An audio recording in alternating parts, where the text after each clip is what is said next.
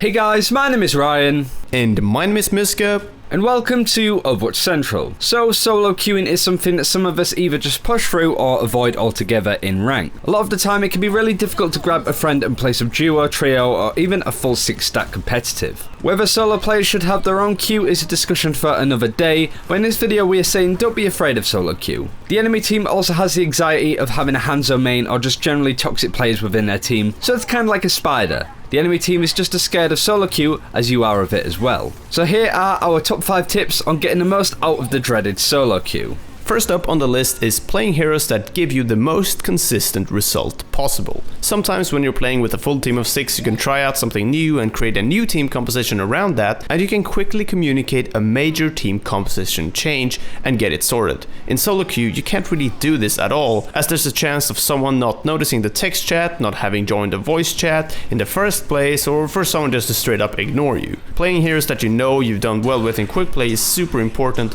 but on top of this, there are also some heroes that can do better than others. Obviously, playing a hero way above the skill level you're currently at will bring you up. But looking out for your team and almost carrying them is hard to do alone in Overwatch. But it can be a little bit easier to do on some heroes. An incredible Genji or Tracer can do this when they're way below their current true rank and still on the rise. But a particular one I'd like to highlight is Zarya. I played a lot of Zarya in solo queue and she works very well for me overall. She's incredibly good all around, as she can provide a ton of damage, tank damage for her team, and also support her team with a projected barrier. Zarya gets a lot of control over the game due to this, and the ultimate on top of this is a very good way of securing some kills. She's always been in a pretty good spot in the meta overall too. But if you got any other heroes that you feel are a bit extra strong in solo queue, then drop a comment below and let us know. Okay, so the next tip is a bit of a stickler for me. If you are playing a damage hero within your team and something for whatever reason isn't working, then please change. When players have picked the tanks, healers, off tanks and hit scan whatever on your team,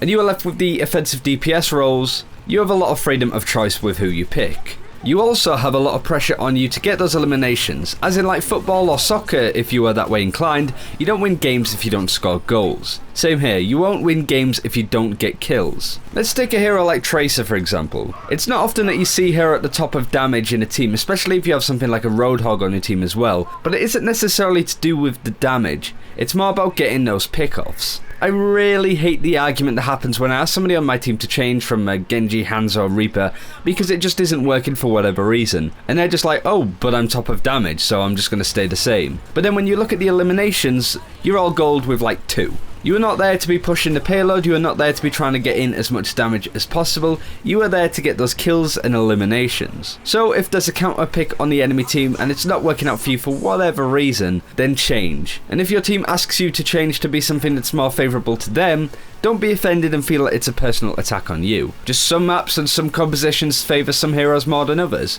We've gone over this plenty of times, but we feel it's those DPS players that tend to be the most stubborn when it comes to changing. And we understand. Sometimes when people ask you to change, it can feel like people are going, you are doing a terrible job, get off this hero. When in fact you need to be helping out your team more than giving the enemy team more grief, if that makes sense. So please look at your own performance. If you're not getting enough pickoffs or someone is giving you a lot of trouble on the enemy team, then have a think and change to something else. Communicate that with your team, and who knows, if you all change around with your new lineup, you might be able to just get the jump on them and then they won't know what to do. Communication is everything. We've said this so many times, but for this video, we actually have a few new points to make.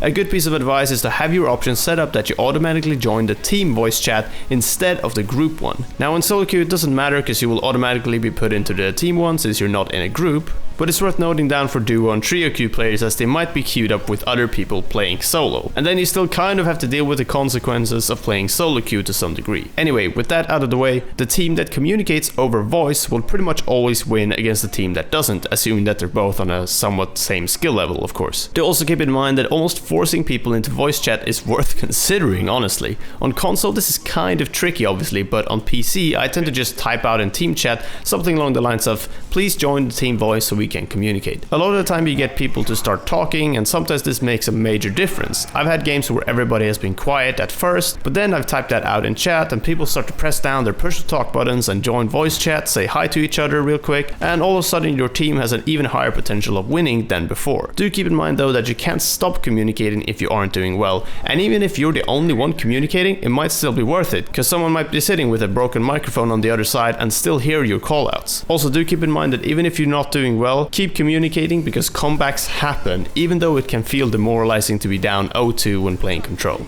Now on to balancing the team. Solo queue isn't the place for zany tactics and gambles, in all honesty. Sure, a Bastion can work slowing down the team, or an offensive Hanzo can work, but still, you making these picks in the pick your hero screen already puts your team against you. You often get people saying, please don't do that, do this instead. And sometimes it can sound like, I don't want you on this particular hero because you suck. Whereas it tends to be more of, we need an off tank, or we could do with another support or a Zenyatta because Zenyatta's really good on this map, for example. The more you play Overwatch, the more you'll notice holes in your team. Not just that we need an off tank or we need hit scan, but more we need a McCree to deal with this Tracer. We could do with a soldier to take down this Pharah. The canvas of the game is ever changing, so you need to make sure that your team reflects that, or you could put too much weight on one side and topple over. So for example, a Junkrat on the enemy team is peppering you all with damage, and you don't have a Lucio, so he's getting a couple of cheeky pickoffs one by one. Every action has a consequence, and you need to be aware of how you and your team react to the situation. Otherwise, you will struggle to get anywhere.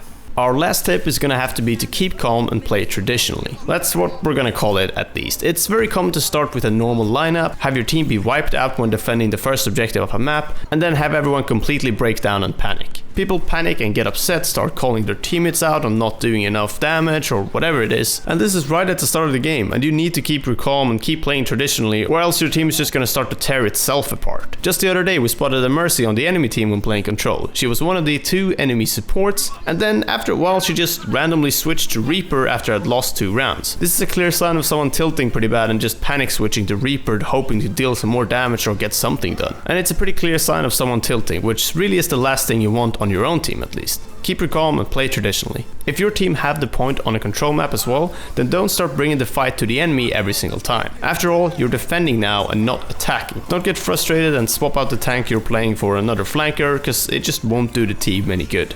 With that said, good luck with your solo queue games, and we hope these tips helped a bit. And that's it for this time. Thank you very much for watching. Do leave us your solo queue tips in the comments below. Apart from the don't solo queue tip, it kind of makes sense. We do get where you're coming from, but sometimes you just need to sort of put up with solo queue and crack on with it. Thanks again for watching. Take care. We'll see you next time.